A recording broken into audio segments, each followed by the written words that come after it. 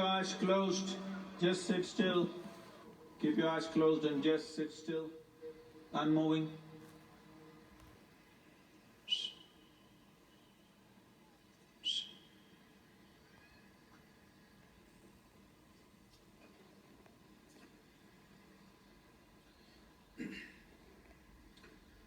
Shiva Shambho, Shambho, Shiva Shambho, Shambho, Shiva Shambho, Shambho, Shiva Shambho. Baal right there. Shiva Shambho, Shambho.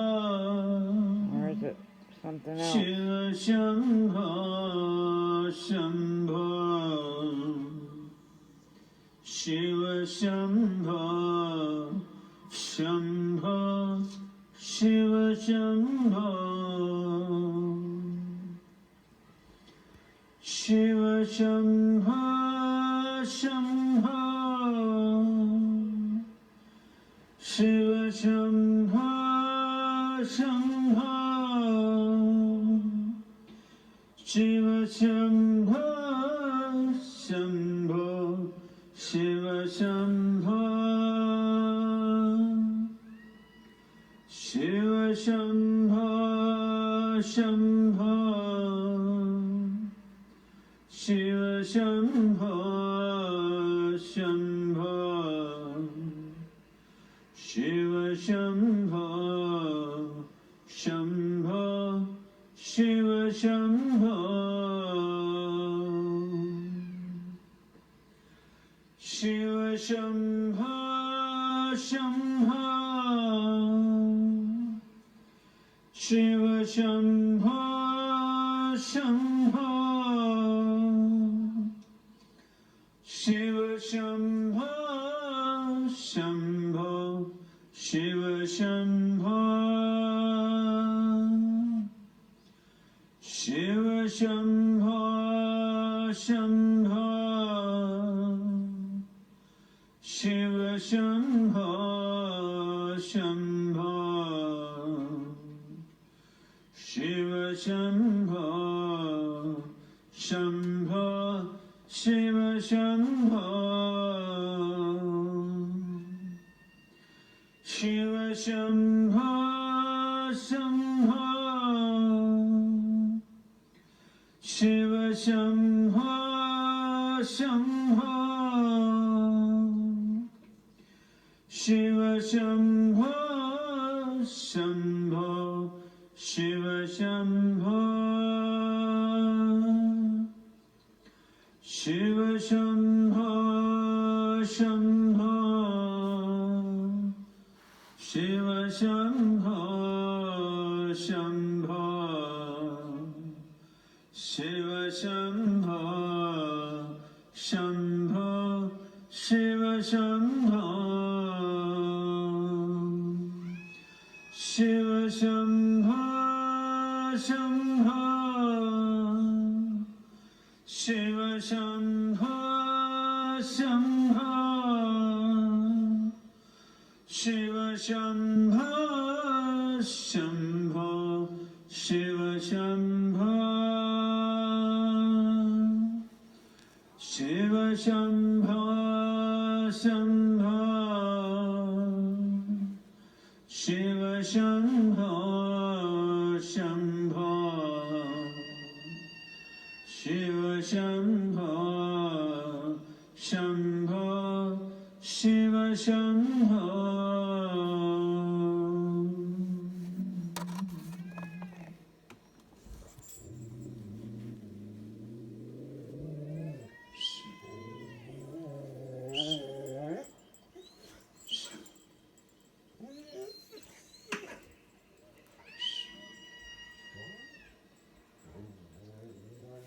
Slowly, very slowly, please open your eyes. For more on mystics of India, click the subscribe button and subscribe to our channel. Press the bell icon on the YouTube app and never miss another update.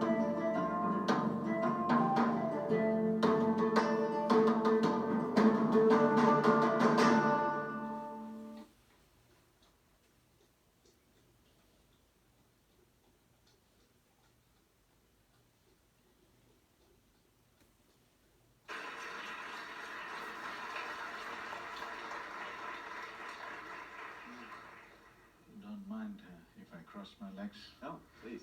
My brains don't work if I don't cross my legs. Your brain doesn't work if it Yeah. doesn't? Yeah, all right.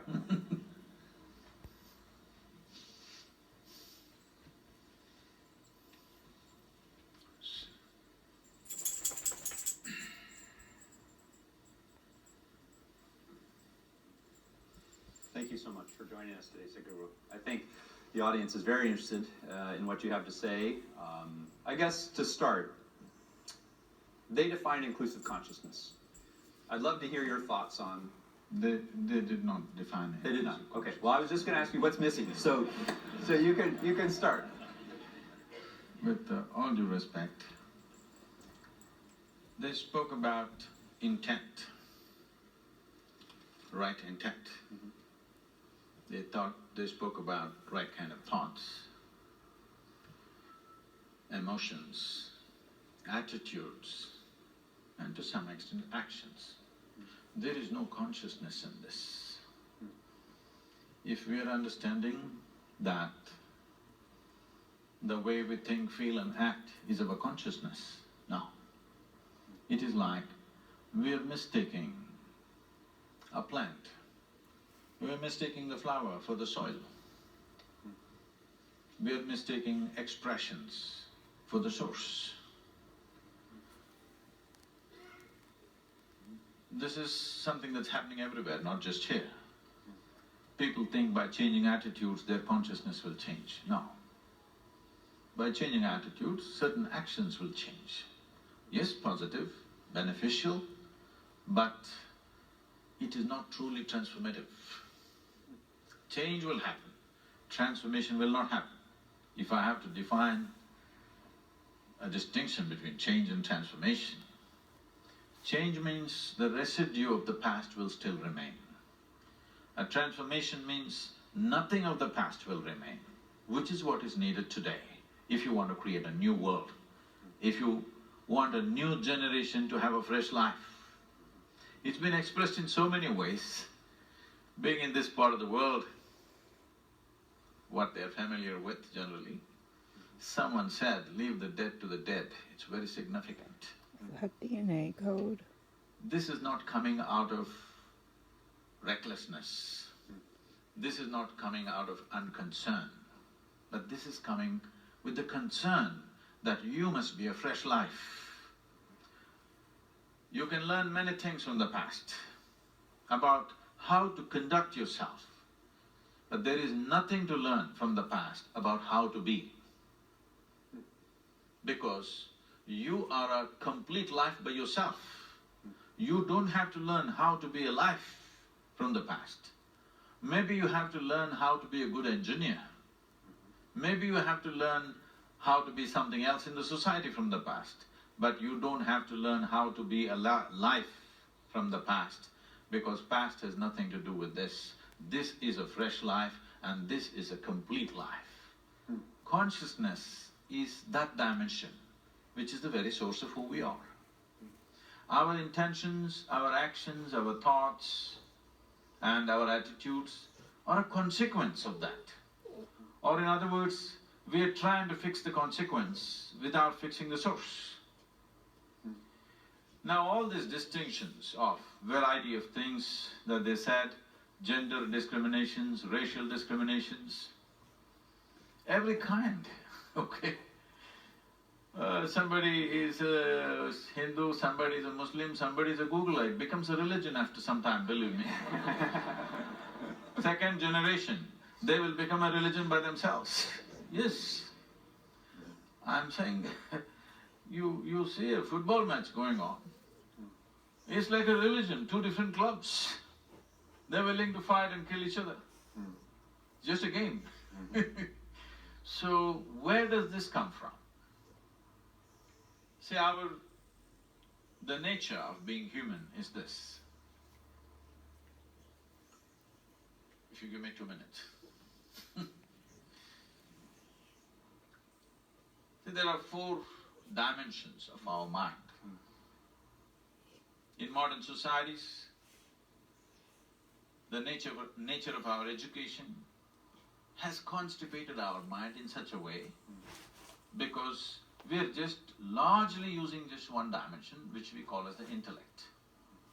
The other dimensions of mind, if I have to use Indian terminology, it means buddhi, ahankara, manas and chitta. This is What buddhi means crazy. is the intellect. You do what you want. The nature of the intellect is to slice things open and see. If you leave the world in the hands of your intellect will chop it into a million pieces and will want to chop it into further micro pieces and want to chop it into further micro pieces depending upon how sharp your intellect is. The sharper your intellect, the more you dissect the world. You cannot stop it because that is the nature of the intellect and it's good. So you must apply intellect only to know the material aspects of life. You can't know life this way. If I want to know you, can I dissect you? No.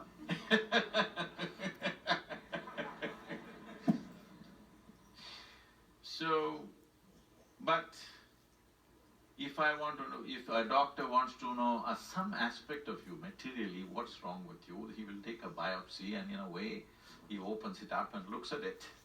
It's okay on that level. But I can't know you as a person by dissecting you. I can't know you as a life by dissecting you. I can know a part of your body, maybe. Similarly, I can know parts of the world to make use of it, but I can't know life as such. So intellect has been over-eulogized.